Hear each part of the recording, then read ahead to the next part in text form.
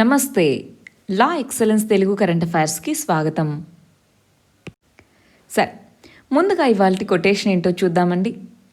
Don't let yesterday take up too much of today. అంటే గతాన్ని మనం దాన్నే ఊహించుకుంటూ దాంట్లోనే ఉంటూ ఇప్పుడున్నటువంటి టైంని వేస్ట్ చేసుకోకూడదు. గతం ఇంపార్టెంటే. అంటే మన ప్రీవియస్ మిస్టేక్స్ ఏంటి, మన అచీవ్మెంట్స్ ఏంటి, ఇవి తెలుసుకోవాలి. అది తెలుసుకుంటేనే బెటర్గా ఇప్పుడు మనం ఉండగలం. కానీ దాంట్లోనే బ్రతుకుతూ ఉండకూడదు. కొంతమంది నేను అప్పట్లో అలా ఉండేదాన్ని, లేదా నేను అప్పట్లో అలా ఉండేదాన్ని, లేదా నేను అప్పుడు సరిగా చేయలేకపోయాను, అటు ఎక్కువగా అటు తక్కువగా, ఈ రెండిట్లో ఏది కూడా ఎక్కువగా తీసుకోకుండా ప్రజెంట్ ఉన్నటువంటి దాని మీద ఫోకస్ పెట్టాలి. కంప్లీట్ ఫోకస్ ఉండాలి. అది దీని మీనింగ్ అండి. సరే, మరి నిన్న ఇచ్చినటువంటి ప్రీవియస్ క్వశ్చన్స్ చూసి ఆర్టికల్స్లోకి వెళ్దాం. ఫస్ట్ క్వశ్చన్ వచ్చేటప్పటికి ఎల్ షేప్డ్ ఎకానమీ అన్నటువంటిది దేన్ని డిస్క్రైబ్ చేస్తుంది అంటున్నారు. మనం నిన్న వి షేప్ అని, W shaped, L shaped economic recovery అన్నది చూసుకున్నాం. ఎకానమీ కాదు, ఎకనామిక్ రికవరీ అన్నది చూసుకున్నాం. ఫాస్టర్ రికవరీని ఎల్ షేప్డ్ రికవరీ అంటామా? కాదు. డబుల్ డిప్ రికవరీని కాదు. షార్ట్ టర్మ్ రికవరీ కాదు. సో ఎల్ షేప్డ్ రికవరీ అంటే ఒకసారి గ్రోత్లో పడిపోయిన తర్వాత ఇంకా ఆ గ్రోత్ ఎప్పటికీ అవ్వకుండా ఒక లోవర్ లెవెల్లో స్టెబిలైజ్ అవ్వడాన్ని ఎల్ షేప్డ్ ఎకనామిక్ రికవరీ అంటాం. So answer D, none of the above.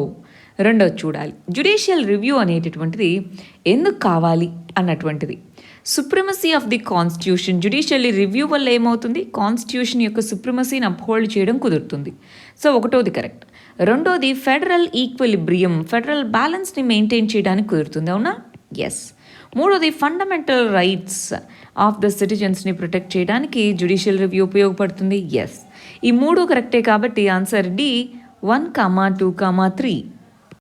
Next question national food security యాక్ట్కి సంబంధించి మనం నిన్న హంగర్, ఫుడ్ సెక్యూరిటీ ఈ ఆస్పెక్ట్స్ గురించి చదువుకున్నప్పుడు ఇండియాలో నేషనల్ ఫుడ్ సెక్యూరిటీ యాక్ట్ ఉన్నప్పటికీ కూడా చాలామంది హంగర్తో సఫర్ అవుతున్నారు అని గ్లోబల్ హంగర్ ఇండెక్స్లో మన ర్యాంకింగ్ వల్ల మనం చదువుకున్నాం. ఆ కంటెక్స్లో చూడండి, దానికి సంబంధించి 2 స్టేట్మెంట్స్ ఇచ్చారు. వాటిలో ఏది కరెక్టో చెప్పాలి. 75% టోటల్ పాపులేషన్కి సబ్సిడైజ్డ్ ఫుడ్ గ్రెయిన్స్ అవైలబుల్ అవుతాయి దీని కింద అన్నారు. అవునా? కాదు. 75% రూరల్ పాపులేషన్, 50% అర్బన్ పాపులేషన్, ఓవరాల్గా 67% టోటల్ పాపులేషన్కి సబ్సిడైజ్డ్ ఫుడ్ గ్రెయిన్స్ అందించాలన్నదే దీని యొక్క ఆబ్జెక్టివ్. సో ఒకటో తప్పు. రెండోది 6,000 రూపీస్ క్యాష్ సపోర్ట్ అనేటటువంటి ప్రెగ్నెంట్ అండ్ లాక్టేటింగ్ విమెన్కి కల్పిస్తారు. అవునా కదా? ఎస్. సో రెండోది మాత్రమే కరెక్ట్ కాబట్టి ఆన్సర్ బి, 2 ఓన్లీ. ఫోర్త్ చూడండి, ఎన్జిటికి సంబంధించి ఏది ఇన్కరెక్టో చెప్పండి అంటున్నారు. ఇది సివిల్ కోర్ట్ లాగా పనిచేస్తుంది ఎన్విరాన్మెంటల్ ఇష్యూస్కి సంబంధించి. అవునా కాదా? ఎస్. రెండోది ఇది వైల్డ్ లైఫ్ ప్రొటెక్షన్ యాక్ట్ మరియు ఎన్విరాన్మెంటల్ ప్రొటెక్షన్ యాక్ట్ని ఈ రెండింటినీ డీల్ చేయదు అంటున్నారు. ఫస్ట్ది కరెక్టే అండి. వైల్డ్ లైఫ్ ప్రొటెక్షన్ యాక్ట్ని డీల్ చేయదు, కానీ ఎన్విరాన్మెంటల్ ప్రొటెక్షన్ యాక్ట్ కింద ఉన్న కేసెస్ని డీల్ చేస్తుంది కదా. ఎస్. అందువల్ల ఇది తప్పు. సరే, మిగిలినవి కూడా చదివి అప్పుడు ఆన్సర్ ఏంటో పెడదాం. ఇది ఒక క్వాసీ జ్యుడిషియల్ బాడీ. కరెక్టే. సో ఆన్సర్ ఏమవుతుంది? బి అవుతుంది. సరే, మన ఫస్ట్ ఆర్టికల్ వచ్చేటప్పటికి సోషల్ జస్టిస్లో హెల్త్ అన్న దాని కింద చదువుకుంటామండి. ఇక్కడ department of science and technology ఒక టీమ్ని అపాయింట్ చేయడం జరిగిందనమాట. ఆ టీం వచ్చేటప్పటికి మ్యాథమెటికల్ మోడల్, అంటే ఇప్పటివరకు ఉన్నటువంటి ట్రెండ్ని గమనించి ఒక మోడల్ని ప్రిపేర్ చేయాలి. ఆ మ్యాథమెటికల్ మోడల్ని ఉపయోగించి అసలు ఏ విధంగా మరి ఈ కోవిడ్-19 కేసులు ఉండొచ్చు, ఫ్యూచర్లో ఎలా ఉండొచ్చు, ఇప్పుడు ఎలా ఉంది ట్రెండ్, ఈ అనాలిసిస్ అనేది వీళ్ళు చేశారు. దీని ప్రకారం జూలైలోనే ఆల్రెడీ మనం పీక్ స్టేజ్కి వెళ్ళిపోయాము, ఇంకా వచ్చే టైంలో తగ్గుతుంది అని చెప్తున్నారు. కానీ ఇక్కడ మనం గమనించాలండి, మ్యాథమెటికల్ మోడల్స్ అనేవి ఎప్పుడు కూడా కొన్ని అజంప్షన్స్ ఉంటాయి. అంటే కేసెస్ మళ్ళీ వచ్చిన వాళ్ళకి రావు అన్నది ఒక అజంప్షన్. మనం ఇప్పుడు ఏవైతే రూల్స్ కండిషన్స్ పాటిస్తున్నామో అవన్నీ ఉంటాయి అన్నది ఇంకొక అజంప్షన్. మూడోది ఇంకొద్ది రోజుల్లో వ్యాక్సిన్స్ ఇవన్నీ వస్తాయి అన్నటువంటిది. సో వీటన్నిటిని బేస్ చేసుకొని కేస్ స్ట్రెంగ్త్ తగ్గుతుంది నెక్స్ట్ ఇయర్కి అన్నారు. కానీ వీటిలో ఏ అజంప్షన్ ఫెయిల్ అయినా సరే ఈ మ్యాథమెటికల్ మోడల్లో చెప్పినట్టు జరగకపోవచ్చు.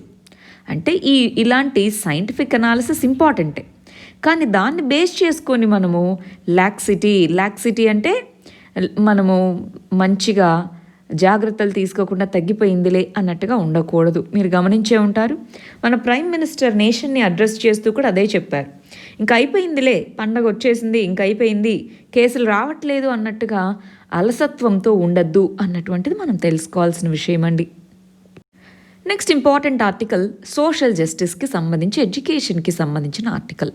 రీసెంట్గా మనకి నీట్ రిజల్ట్స్ ఇవన్నీ వచ్చాయి కదండి, తెలుసు. 720 వచ్చిన వాళ్ళు కూడా ఇద్దరు ఉన్నారు. సరే, ఏదేమైనప్పటికీ నీట్ యొక్క ఇంపార్టెన్స్ ఏంటి? ఇంతకీ neat national eligibility cum entrance test అంటున్నాము. సో దాని యొక్క ఇంపార్టెన్స్ ఏంటి?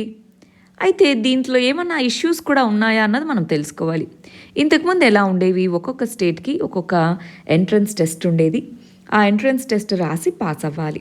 ఇప్పుడు నేను ఫర్ ఎగ్జాంపుల్ ఒక స్టూడెంట్ తమిళనాడులో ఉండే కాలేజ్లో జాయిన్ అవ్వాలంటే ఇంకొక ఎంట్రన్స్ టెస్ట్ ఉండేది. ఇలా మల్టిపుల్ టెస్ట్ల బదులు ఒక సింగిల్ టెస్ట్ అనేటటువంటిది వచ్చింది. సింగిల్ టెస్ట్ అంటే ఆ బర్డన్, కాంప్లెక్సిటీ అనేది తగ్గిపోవడం. రెండోది కామన్ సిలబస్, కంట్రీ మొత్తం కామన్ సిలబస్ అన్ని కాలేజెస్కి. సో కామన్ సిలబస్ పెట్టడము, స్టాండర్డ్స్ అనేవి ఇంప్రూవ్ అయ్యాయి. ఎగ్జామ్ స్టాండర్డ్స్ కానీ ఇవి ఇంప్రూవ్ అవ్వడం జరిగింది. సో అది దాని యొక్క ఇంపార్టెన్స్, నీట్ యొక్క ఇంపార్టెన్స్ కరెక్టే. కానీ ఇక్కడ మనం గమనించాల్సినవి దాంట్లో ఉండేటటువంటి కొన్ని ఇష్యూస్ ఉన్నాయి. ఫర్ ఎగ్జాంపుల్ ఇక్కడ చూడండి, మెడికల్ కాలేజెస్ అన్నాము, ఇంగ్లీష్లోనే టెస్ట్ అనేటటువంటిది ఉంది, రీజనల్ లాంగ్వేజ్లో తీసుకొచ్చారు. సిలబస్ అనేటటువంటిది మరి మన నార్మల్ స్టేట్ బోర్డ్స్కున్న సిలబస్ ఉందా? లేదు, ఎక్స్ట్రా ఉంది. అంటే ఖచ్చితంగా కోచింగ్స్ని అఫోర్డ్ చేయగలగాలి.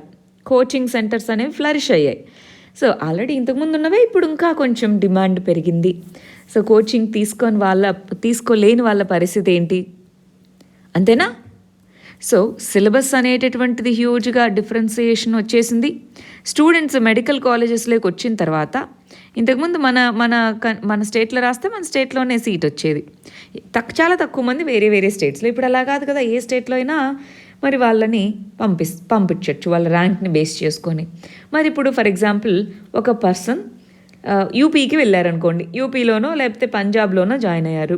మరి హిందీ రాదనుకుందాం, మరి ఏ విధంగా అక్కడున్న పేషెంట్స్తో మాట్లాడగలరు? అంటే లోకల్గా, అంటే పేషెంట్స్ వాళ్ళ భాషలోనే కదండి మాట్లాడాలి. సో అలాగా కొన్ని ఇష్యూస్ రావచ్చు. డైవర్సిటీ అనే దాన్ని దృష్టిలో పెట్టుకోలేదు, అఫోర్డబిలిటీ అనే దాన్ని దృష్టిలో పెట్టుకోలేదు. అందుకని చాలా స్టేట్స్ దీన్ని అపోజ్ చేస్తూ ఉన్నాయండి. ఎస్పెషల్లీ తమిళనాడు దీన్ని చాలా సివియర్గా అపోజ్ చేయడం జరిగింది. అవన్నీ ఉన్నప్పటికీ కూడా సుప్రీంకోర్టు తీర్పు మేరకి నీట్ ఎగ్జామ్ని మనం కండక్ట్ చేస్తూ ఉన్నాం. కానీ అదొక ఛాలెంజ్గా మారింది. ఎస్పెషలీ ఎకనామికల్లీ వీకర్ సెక్షన్స్ ఎవరైతే ఉంటారో, ఓవరాల్గా అఫోర్డ్ చేయలేని వాళ్ళు, money plus rural areas, regional medium చదివిన వాళ్ళు, వీళ్ళకి మెడికల్ డ్రీమ్ అనేటటువంటిది అది ఒక డ్రీమ్గానే మిగిలిపోతుంది చాలామందికి అన్నది ఇంకొక ఇంపార్టెంట్ కన్సర్న్గా ఉంది. మరి ఏ విధంగా నీట్ ఎగ్జామ్ అన్నది అటు ఎఫిషియన్సీని, ఇటు ఇంక్లూజివిటీ, ఇంపార్టెంట్ టర్మ్ ఇంక్లూజివిటీ, ఈ రెండింటిని చూస్తుందన్నది ఇక్కడ మనం చూడాల్సిన విషయం. నెక్స్ట్ ఆర్టికల్ వచ్చేటప్పటికి ఇండియన్ సొసైటీలో చదువుకుంటాం, పోలరైజేషన్ అంటున్నాం. రీసెంట్గా మీరు చూసే ఉంటారు, తనిష్క్ ఒక జ్యువెలరీ కంపెనీ ఒక యాడ్ తీసిందనమాట. దాంట్లో ఒక హిందూ విమెన్ ఉంటారు. సో ఆవిడకి శ్రీమంతం అన్నమాట. ముస్లిం ఫ్యామిలీలో మ్యారేజ్ చేసుకుంటారు, శ్రీమంతం జరుగుతూ ఉంటుంది. అడుగుతుంది, మీరు చేసుకోరు కదా, మామూలుగా అయితే మీ కస్టమ్స్లో లేదు కదా, మరి ఎందుకు చేస్తున్నారంటే నీకేది ఇష్టమైతే అది అన్నట్టుగా వాళ్ళ ఇంట్లో వాళ్ళు చెప్తారు.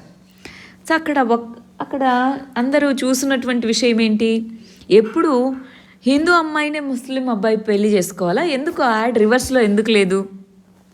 అంటే ముస్లిం అబ్బాయి హిందూ ఫ్యామిలీలోకి ఎందుకు, ఆర్ ముస్లిం అమ్మాయిని హిందూ ఫ్యామిలీలోకి ఎందుకు రాకూడదు అన్నటువంటిది, అది ఎందుకు చూపించకూడదు, ఇదే ఎందుకు చూపించారు అన్నది. దాంతో ఇది లవ్ జిహాద్ అన్నట్టుగా చాలామంది ట్రాల్ చేయడము, సోషల్ మీడియాలో పోస్టులు పెట్టడము, వాళ్ళ షాపులు పగలు కొట్టడం, ఇవన్నీ చేశారు. దాంతో యాడ్ని వెనక్కి తీసుకుంది. అది జరిగిన సిచ్యువేషన్. అయితే పోలరైజేషన్ అంటున్నా, అంటే రిలీజన్ని బేసిస్గా మరి డిఫరెన్షియేషన్ తీసుకొని రావడము. ఎస్పెషలీ మ్యారేజ్లో ఖచ్చితంగా రిలీజన్ అన్నటువంటిది, డిఫరెంట్ ఫ్యాక్టర్స్ అనేటటువంటివి ఇప్పుడు మనకి ఇంపార్టెంట్ రోల్ ప్లే చేస్తున్నాయి మన సొసైటీలో ప్రాక్టికల్గా మనం చూస్తే.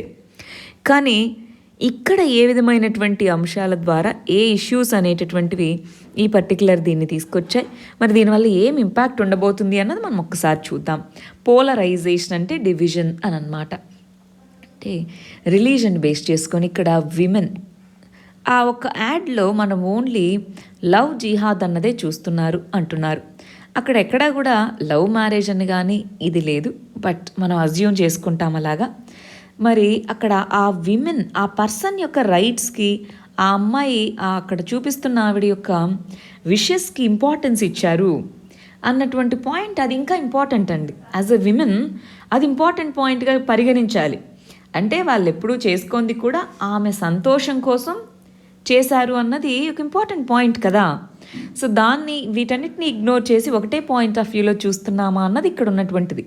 ప్లస్ సోషల్ మీడియా ఏ విధమైన టూల్గా మారుతుంది అన్నటువంటిది ఇంకొక పాయింట్. అవి చూద్దామా?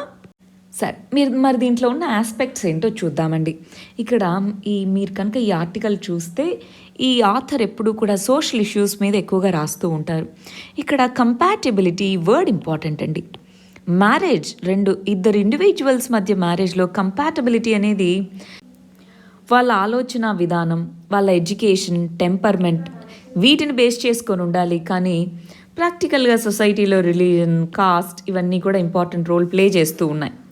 దాన్ని ఆ సొసైటీలో ఉన్న వాల్యూని మారకుండా ఇంకా దాన్ని లేదు మీరు ఇదిగో ఇది చూపిస్తున్నారు చూసారా అన్న డిస్క్రిమినేషన్ మనం ఇంకా కంటిన్యూ చేస్తున్నట్టు దాన్ని ఆపేయడం అనేది, దాన్ని ఆపాలి అని చెప్పి ట్రోలింగ్ చేయడము. ప్లస్ కమ్యూనల్ హార్మోనీ, రెండు రిలీజన్స్ మధ్య కమ్యూనల్ హార్మోనీని చూపించడమే కాకుండా ఇగాలిటేరియన్ ఫ్యామిలీ అన్న వాల్యూని దాంట్లో చూపించారు. సో దాన్ని కూడా మనము మరి అపోజ్ చేస్తున్నట్టే. కమ్యూనల్ మాత్రమే కాదు, విమెన్కి వాళ్ళ రైట్ టు చాయిస్ అనేది మరి నెగేట్ చేస్తున్నట్టు. ఎకనామిక్ ఫ్రీడమ్, ఆ కంపెనీకి ఎకనామిక్ ఫ్రీడమ్, వాళ్ళు ఇష్టం వచ్చినటువంటి యాడ్స్ వేసుకోవడానికి ఎకనామిక్ ఫ్రీడమ్ని కర్బ్ చేసుకున్నట్టు. ఇంకొకటి తెలుసా, సొసైటీలో మనం ఇవన్నీ చూస్తూ ఉంటాం కానీ మనము అందరము ఇలా ఉండమండి. ఎవరో కొంతమంది బాగా ఇంటర్నెట్లో యాక్టివ్గా ఉండేవాళ్ళు ఇలా చేస్తూ ఉంటారు. సో దానివల్ల కూడా అందరూ ఇదే బిలీవ్ చేస్తున్నారన్న బిలీఫ్ అక్కడ వెళ్తూ ఉంటుంది. సోషల్ మీడియాని జనరల్గా డెమోక్రటిక్ స్పేస్ లాగా పనిచేస్తుందని చెప్తూ ఉంటాం, కానీ అన్నిసార్లు అవసరం లేదు. ఇప్పుడున్నటువంటి డిజిటల్ డివైడ్ కానీ అందరూ కూడా వాళ్ళ వ్యూస్ని వ్యక్తపరిచేటటువంటి దీంట్లో లేరు. సో ఆ కంటెక్స్లో ఎవరి వాయిస్ అయితే వినిపిస్తుందో అదే అందరి వాయిస్ అని అనిపిస్తూ ఉంది. ఆ విధంగా డిస్రప్షన్ అనేటటువంటిది ఏదైతే ఉందో అది ఇక్కడ క్రియేట్ చేస్తుంది సోషల్ మీడియా. మరి దీని నుంచి ఎలా బయటికి రాగలమన్నది ఇక్కడ విషయం. ఒకసారి ఈ యాడ్ అన్న దాన్ని దృష్టిలో పెట్టుకొని ఒక్కసారి ఆలోచించి చూడండి.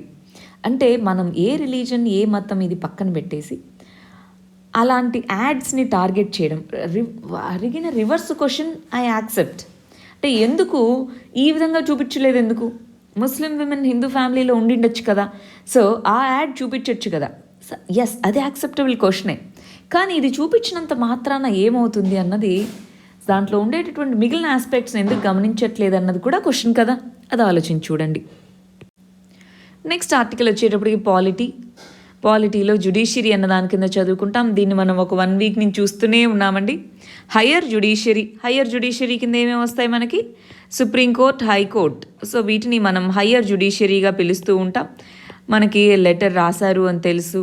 దాంట్లో మనం కొన్ని డైమెన్షన్స్ కూడా అనుకున్నాం. జుడిషియల్ ఇండిపెండెన్స్, జుడిషియల్ అకౌంటబిలిటీ అనుకున్నామవునా కదా? రైట్. జుడిషియల్ ఇండిపెండెన్స్ ఏంటి? జుడిషియల్ ఇండిపెండెన్స్ ఉండాలి, కానీ ఆ ఇండిపెండెన్స్ అన్నటువంటిది ప్రజలకి ఎవరికి అకౌంటబుల్గా మేము ఉండము అంటే కాదు. జుడిషియల్ అకౌంటబిలిటీ కూడా ఉండాలి. దాంట్లో ఆర్గ్యుమెంట్స్ ఏంటి ఇవన్నీ కూడా మనం చదువుకున్నాం. ఇవన్నీ ఒకచోట రాసి పెట్టుకుంటూ ఉండండి. రోజు ఒకవేళ ఎక్స్ట్రా పాయింట్స్ ఏమైనా వస్తే నేను చెప్తూ ఉంటాను. బట్ ఓవరాల్గా ఇక్కడ చెప్తుంది అకౌంటబిలిటీ అనేది బ్యాలెన్స్ చేయగలగాలి. అది ఇక్కడ మనం చూసుకోవాల్సిన విషయం. నెక్స్ట్ ఆర్టికల్ వచ్చేటప్పటికి సెక్యూరిటీ ఇష్యూస్ కింద చదువుకుంటాం. టెర్రర్ కేసెస్ అన్నదాని కింద. ఇప్పుడు మనం చూస్తే లాస్ట్ 8 monthsగా అసలు టెర్రర్ కేసులు చాలా చాలా తక్కువ కేసులు రిపోర్ట్ అయ్యాయి. ఎందుకని? టెర్రరిజం పోయిందా? అందుకు కాదు, ఇప్పుడున్నటువంటి కండిషన్స్ అనేవి ఇలా ఉన్నాయి. రైట్. ఇప్పుడు టెర్రరిజం, ఎస్పెషల్గా మనకి టెర్రరిజం కేసులు కనుక గమనిస్తే దేనికైనా ఫండింగ్ అనేది ఇంపార్టెంట్. సో ఇప్పుడున్నటువంటి కండిషన్స్లో ఫండింగ్ అనేటటువంటిది, ఫ్రీ మూమెంట్ అనేటటువంటిది కూడా లాక్డౌన్ వీటన్నిటి వల్ల ఫ్రీ మూమెంట్ అనేటటువంటిది. ప్లస్ ఈ అల్ ఖైదా ఇలాంటి గ్రూప్స్లో లీడర్షిప్ వాక్యూమ్ అనేది వచ్చింది. ఈ లీడర్షిప్ వాక్యూమ్ అనేటటువంటిది ఫిల్ అవ్వలేదు.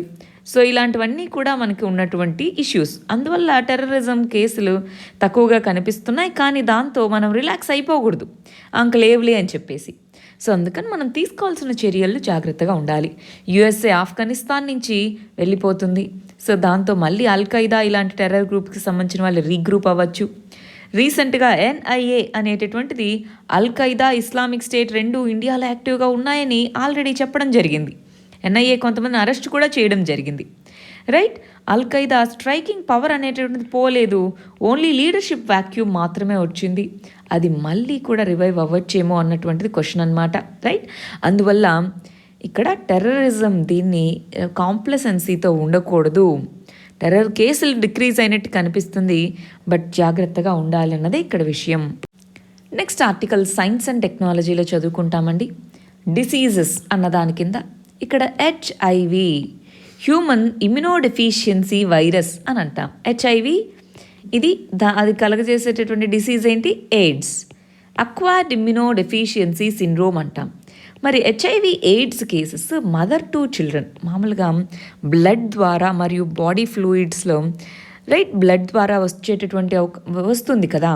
సో ఈ కంటెక్స్లో హెచ్ఐవి ఎయిడ్స్ అనేటటువంటిది మదర్ టు చైల్డ్ ట్రాన్స్మిషన్ అనేటటువంటిది ఇండియాలో డ్రాస్టిక్గా తగ్గిపోయింది.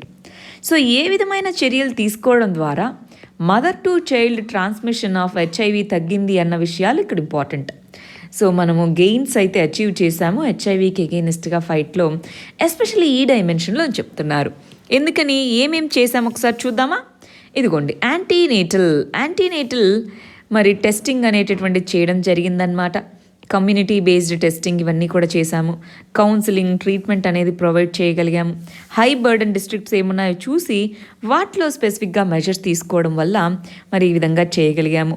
కానీ మనం గుర్తుపెట్టుకోవాలండి, ఓవరాల్గా హెచ్ఐవి ఎయిడ్స్ థ్రెట్ని 2030 మనకి ఎస్డిజి గోల్స్ అని ఉన్నాయి, సస్టైనబుల్ డెవలప్మెంట్ గోల్స్ అని. సో ఎస్డిజి గోల్స్ని మనం అచీవ్ చేయాలంటే 2030 లోపు మనం వాటిని కంప్లీట్గా నలిఫై చేయగలగాలన్నమాట. సో ఈ కంటెక్స్లో హెచ్ఐవిని ఫైట్ చేసేందుకు ఇంకా ఎఫెక్టివ్గా మనం పని చేయగలగాలి. ఆల్రెడీ ఇండియాలో మనకి నేషనల్ ఎయిడ్స్ కంట్రోల్ ఆర్గనైజేషన్ అనేటటువంటిది ఉంది. ఇవన్నీ కూడా పనిచేస్తూ ఉన్నాయి. ఇంకా ఎఫెక్టివ్గా సోషల్ అవేర్నెస్, పీపుల్ అవేర్నెస్ని తీసుకొని వస్తూ అఫోర్డబుల్ మెడిసిన్ని అందరికీ అందుబాటులో ఉండేలాగా దాని మీద ఉండేటటువంటి స్టిగ్మాని పోగొడుతూ టెస్టింగ్ అనేటటువంటిది ఇంప్రూవ్ చేసుకుంటూ వెళ్తే మనం ఏవైతే గెయిన్స్ అచీవ్ చేశామో హెచ్ఐవి దీనికి సంబంధించి వాటిని ఇంకా కన్సాలిడేట్ చేయగలము. నెక్స్ట్ వచ్చేటప్పటికి పాలిటీలో చదువుకుంటాం. CAA, citizenship amendment act. Last year మనకి సిటిజన్షిప్ అమెండ్మెంట్ యాక్ట్ అనేటటువంటిది పాస్ అవ్వడం జరిగిందండి.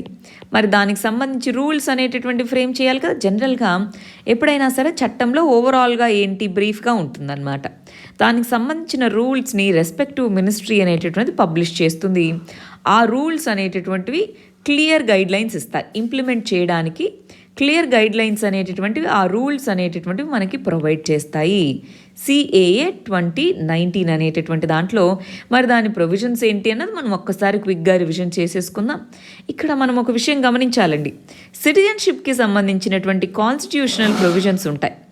సిటిజన్షిప్ అనేటటువంటిది ఏ పార్ట్లో ఉంది, సిటిజన్షిప్ని డీల్ చేసేటటువంటి ఆర్టికల్స్ ఏంటి, దాన్ని ఎవరు డిక్లేర్ చేస్తారు ఏంటి, ఇలాంటి బేసిక్ విషయాలు ఏవైతే ఉంటాయో పాలిటీ నుంచి అవి మనం చదివి పెట్టుకోవాలి.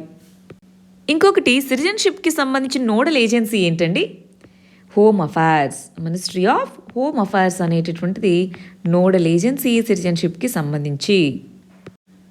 సార్ ఇక్కడ ఒకసారి గమనించండి, సిటిజన్షిప్కి సంబంధించి సిటిజన్షిప్ యాక్ట్ ఆఫ్ ఇండియా 1955 దీన్ని లాస్ట్ ఇయర్ అమెండ్ చేయడం జరిగింది. సిటిజన్షిప్ని 5 విధాలుగా అక్వైర్ చేయొచ్చు, 3 విధాలుగా సిటిజన్షిప్ని తీసివేయచ్చు అనమాట. మరి సిటిజన్షిప్ అమెండ్మెంట్ యాక్ట్ ఏంటి? దాంట్లో 6 కమ్యూనిటీస్, 3 దేశాల నుంచి వచ్చినటువంటి 6 కమ్యూనిటీస్కి సిటిజన్షిప్ అనేటటువంటిది త్వరగా, అంటే డైరెక్ట్గా కాదు, మామూలుగా అయితే 12 సంవత్సరాలకు ఇచ్చేవాళ్ళు దాన్ని టైం పీరియడ్ని ఈ 6 కమ్యూనిటీస్కి 6 సంవత్సరాలకే ఇస్తాము అని చెప్పారనమాట. సో దాని కాంట్రవర్సీ ఏంటి అదంతా కూడా మనం ఇంతకుముందు కూడా చదువుకొని ఉన్నాము. ఒకసారి వీలైతే పీడిఎఫ్ మీకు తెలుసు కదా అండి అందరికీ, ఈ సెషన్స్ ఇప్పుడు మీరు ఏవైతే వింటున్నారో వాటికి సంబంధించిన పీడిఎఫ్స్ మీకు డిస్క్రిప్షన్లో అవైలబుల్గా ఉన్నాయి. అవి ఒక్కసారి మీరు చూసుకోవచ్చు. నెక్స్ట్ ఆర్టికల్ ఇంటర్నేషనల్ రిలేషన్స్కి సంబంధించి ఆస్ట్రేలియా అన్నటువంటిది మలబార్ నేవీ ఎక్సర్సైజ్లో పార్టిసిపేట్ చేస్తుంది అంటున్నారు. వెరీ వెరీ ఇంపార్టెంట్ డెవలప్మెంట్ అండి ఇంటర్నేషనల్ రిలేషన్స్లో. మనకు తెలుసు మలబార్ ఎక్సర్సైజ్లో USA, ఇండియా, జపాన్ ఇవి 3 పార్టిసిపేట్ చేస్తున్నాయి. మరి వీటితో పాటు ఇప్పుడు ఆస్ట్రేలియా కూడా జాయిన్ అయితే ఈ 4 ఉండేటటువంటి ఇంపార్టెంట్ గ్రూపింగ్ పేరేంటి? Quadrilateral security grouping. సో ఈ క్వాడ్ గ్రూపింగ్లో ఉన్న కంట్రీస్ అన్నీ కూడా ఈ విధంగా పార్టిసిపేట్ చేయడం అనేటటువంటిది ఒక ఇంపార్టెంట్ ఆస్పెక్ట్. సో మరి మీకు తెలిసే ఉంటుంది క్వాడ్ మీటింగ్ జపాన్లో జరిగింది. అక్కడ జరిగినటువంటి డెవలప్మెంట్స్ ఏంటి, క్వాడ్ యొక్క ఇంపార్టెన్స్ ఏంటి, ఇండో పసిఫిక్ రీజన్కి ఏ విధంగా ఇది ఇంపార్టెంట్, ఇండియాకి అది ఎంత ఇంపార్టెంట్, ఇవంతా కూడా మనం చదువుకోనున్నాం. ఒకసారి క్విక్గా రివిజన్ చేసి పెట్టేసుకోండి. అదేవిధంగా ఇలాంటి జాయింట్ మిలిటరీ ఎక్సర్సైజెస్కి సంబంధించినటువంటిది ఒక వీడియో మన ఛానల్లో అప్లోడ్ అయ్యి ఉందండి, జాయింట్ మిలిటరీ ఎక్సర్సైజెస్ అని చెప్పేసి. సో అదొకసారి చూసుకోండి. అన్ని దేశాలతో ఏవేవి జాయింట్ మిలిటరీ ఎక్సర్సైజెస్ ఉన్నాయో దాంట్లో చెప్పడం జరిగింది. రైట్, మరి లాస్ట్ ఆర్టికల్ వచ్చేటప్పటికి ఎకానమీలో చదువుకుంటాం. బైబ్యాక్ పాలసీ అంటున్నాం. బైబ్యాక్ పాలసీ అంటే దేన్ని బైబ్యాక్ చేయడము? ఒక కంపెనీ తన యొక్క ఓవరాల్ వాల్యూ, ఎకనామిక్ వాల్యూ ఏదైతే ఉంటుందో దాన్ని 100% షేర్ అంటాం. దాంట్లో కొన్ని షేర్స్ వేరే వాళ్ళకి అమ్మచ్చు. ఫర్ ఎగ్జాంపుల్ ఇక్కడ NTPC అనేటటువంటిది ఒక పబ్లిక్ సెక్టర్ ఆర్గనైజేషన్, అవునా? సో ఈ NTPC తన కంపెనీలో 20% షేర్స్ వేరే వాళ్ళకి అమ్మింది అనుకుందాం. వాళ్ళ దగ్గర నుంచి మళ్ళీ NTPCనే ఆ షేర్స్ కొనుక్కోవడాన్ని బై బ్యాక్ అంటాము. షేర్స్ని మళ్ళీ వెనక్కి కొనుక్కోవడము బై బ్యాక్ అంటాము. సో గవర్నమెంట్ అనేటటువంటిది అట్లీస్ట్ 8 PSUస్కి మళ్ళీ బై బ్యాక్ చేసుకోండి అన్నట్టుగా చెప్పడం జరిగిందనమాట. రైట్, బై బ్యాక్ చేసుకోండి, గవర్నమెంట్కి డబ్బులు వస్తుంది కాబట్టి. బైబ్యాక్ చేసుకుంటే వీళ్ళు డబ్బులు ఇచ్చి కదా షేర్స్ కొనుక్కోవాలి కదా అండి. గవర్నమెంట్కి ఎలా డబ్బులు వస్తుంది? ఇప్పుడు 50% షేర్ ఉంది అనుకోండి, ఏమవుతుంది? వచ్చిన రెవెన్యూలో 50% వీళ్ళకి వెళ్తుంది, మిగిలిన 50% ఎవరైతే షేర్ హోల్డర్స్ ఉన్నారో వాళ్ళకి వెళ్తుంది. అలా కాకుండా వచ్చిన రెవెన్యూలో ఎక్కువ పార్ట్ రావాలంటే ఎక్కువ షేర్ ఉండాలి. గవర్నమెంట్కి డివిడెండ్ అంటాము. సో ఇన్వెస్ట్ చేసినందుకు గాను షేర్స్లో డివిడెండ్స్కి గాను డివిడెండ్ ద్వారా ఎక్కువ మనీ అనేటటువంటిది వస్తుంది. అందుకనే షేర్స్ని బైబ్యాక్ చేయండి అన్నట్టుగా చెప్పడం జరిగింది. దీన్ని ఉపయోగించుకొని ఫిస్కల్ డెఫిసిట్, ద్రవ్య లోటు అంటాం. ఈ ఫిస్కల్ డెఫిసిట్ని, దీని నుంచి వచ్చిన మనీని ఉపయోగించుకొని డెఫిసిట్ని ఫిల్ చేసుకోవాలి. ముందే సెంట్రల్ గవర్నమెంట్ దగ్గర డబ్బులు లేవు కదా అండి, అందుకని ఈ డెఫిసిట్ని ఫిల్ చేసుకోవచ్చు దీని ద్వారా అన్న ఉద్దేశంతో బైబ్యాక్ చేయండి అన్నట్టుగా అడగడం జరిగింది. బట్ అన్ని కంపెనీస్ దీనికి రెడీగా లేవు. మరి ఏం చేస్తారో చూడాలి. సరే, మరి నిన్న ఇచ్చినటువంటి మన మెయిన్స్ క్వశ్చన్స్కి ఆన్సర్స్ ఏంటో చూద్దామండి. గవర్నర్స్ ఓవర్ రీచ్ అవుతున్నారు, వాళ్ళ పవర్స్ నుంచి ఓవర్ రీచ్ అవుతున్నారు. అది సెంటర్ స్టేట్ రిలేషన్స్ మధ్యలో ఒక ప్రాబ్లంగా మారింది. దాన్ని ఎగ్జాంపుల్స్తో చెప్పండి అంటున్నారు. గవర్నర్ యొక్క రోల్ ఏంటి? అసలు గవర్నర్ ఎందుకు ఈ విధంగా కాంట్రవర్సీ ఎందుకు అయ్యింది? గవర్నర్ యొక్క పొజిషన్ ఎందుకు కాంట్రవర్సీ అయింది? ఎగ్జాంపుల్స్ రాశారు, వే ఫార్వర్డ్ రాశారు. వెరీ గుడ్ అండి, చాలా బాగా రాశారు ఆన్సర్. స్ట్రక్చరింగ్ కానీ కంటెంట్ కానీ చాలా బాగుంది. రైట్, ఇక్కడ చూద్దాం. మరి గవర్నర్ యొక్క పాత్ర ఏంటి, ఎందుకు, ఏ విధంగా కారణాలు ఉన్నాయి, ఉదాహరణలు. సో మీరు రాసిన కంటెంట్ ఓకే అండి, దాన్ని నీట్గా ఫ్రేమ్ చేయాలి, హెడ్డింగ్స్ పెట్టుకోవాలి. అది రాసేటప్పుడు ఎక్కువ మల్టిపుల్ ఎగ్జాంపుల్స్ వాడుకోగలగాలి.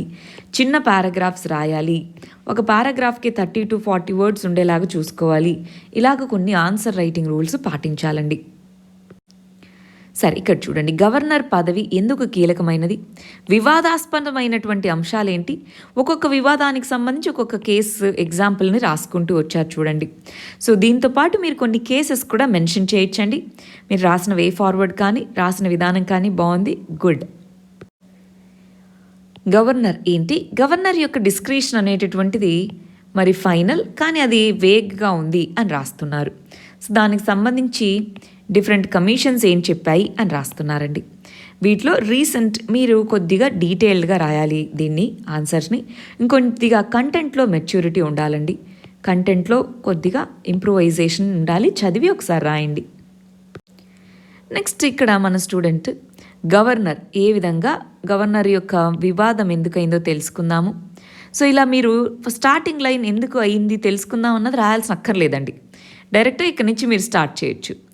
రైట్, వీటికి సంబంధించి ఏ విధమైనటువంటి ప్రాబ్లమ్స్ వచ్చాయి అన్నటువంటిది ఎగ్జాంపుల్గా రాసుకుంటూ వచ్చారు. మరి ఏం చెయ్యాలి అన్నది సజెషన్స్ కూడా రాసుకుంటూ వచ్చారు. ఇక్కడ మీరు కేసెస్ అవి ఉంటాయి చూసారా, ఎస్ఆర్ బొమ్మాయి కేసు ఇలాంటివి, వాటిని మీరు మెన్షన్ చేయొచ్చండి. మరి ఇవాల్టి క్వశ్చన్ వచ్చేటప్పటికి సోషల్ మీడియాకి సంబంధించినటువంటిది, అదొకసారి చూసుకుంటాము. ప్రిలిమ్స్కి సంబంధించి ఇవి 2 ప్రిలిమ్స్ క్వశ్చన్స్ అండి. టాపిక్స్ ఇవాళ మనకి తక్కువ ఉన్నాయి కాబట్టి 2 ప్రిలిమ్స్ క్వశ్చన్స్ ఇస్తున్నాము. వీటికి ఆన్సర్స్ కమెంట్ సెక్షన్లో రాయండి. రేపు మనం వీటికి కరెక్ట్ ఆన్సర్స్ ఏంటో చూద్దాం. All the very best. Thank you very much.